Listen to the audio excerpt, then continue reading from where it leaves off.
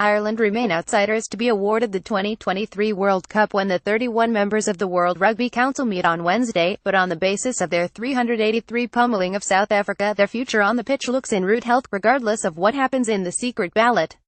The manner of the record victory against the Springboks on Saturday was impressive enough, but it was the fact so many inexperienced players left their mark that really had the Ireland head coach Joe Schmidt purring. The starting 15 contained only 8 of the side that defeated England at the end of the Six Nations Championship this year, with the back line particularly youthful. Yet Jacob Stockdale, who was making his first Ireland appearance at home, scored a try, as did Andrew Conway, who was earning his 4th cap on the other wing.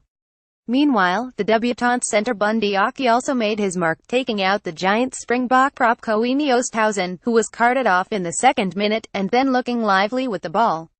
As the 21-year-old Stockdale admitted, the victory has whet his appetite for more international rugby. "I wish there was a game tomorrow," he said, smiling. "Well, my body doesn't, but my head does." It has been quite some rise for Stockdale, given he only made his Ulster debut in January 2016, but he has a wise head on young shoulders. Afterwards he admitted he still had much to learn and said the result was largely down to Schmidt and Ireland's defence coach, Andy Farrell. "There was a big focus in training this week with Andy on how the wingers, in particular, had to be really nailed on in our defense, and I think that we really did that," he said.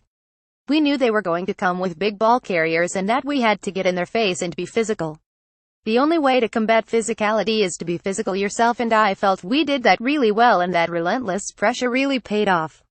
Stockdale was particularly proud of emptying Dylan Lades in a tackle, forcing a turnover and earning a loud cheer from the crowd. "It's something I've really tried to focus on," he admitted.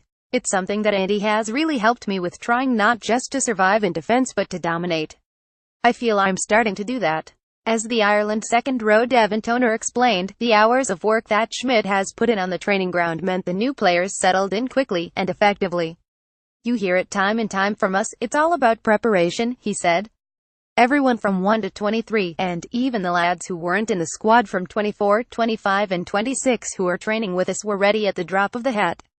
It's become a mantra ever since Joe came in. When the new guys came in, they knew straight away that they need to know their stuff, and they did." Toner also paid tribute to Ian Henderson, who had one of his best games for his country, calling him a special player. "He gives confidence to the guys around him," he said. "You know he's going to get over the gain line. You know he's going to smash them in the tackle. That much was evident when he ran over the South Africa captain Eben Etzebeth in the first half. When he was coming through we didn't call him man-child for nothing," Toner said. "He's a monster in the gym and he's a monster on the pitch. It's great to see him become the player he had the potential to be." Toner also said he hoped that World Rugby would vote with their heads and choose Ireland to host the 2023 World Cup despite a technical report that favoured South Africa and France over them. And Irish rugby was given some hope as the former Australian Rugby Union head John O'Neill gave his backing to their bid, and claimed that Australia's 2 votes might yet prove decisive. "There will be hundreds of thousands of visitors going to whichever country it's located in, so it has to be an experience of a lifetime," he said. "If I was looking at it saying the quantitative between country A and country B is there or thereabouts, okay then, what is the best rugby experience, I would be voting for Ireland on that basis."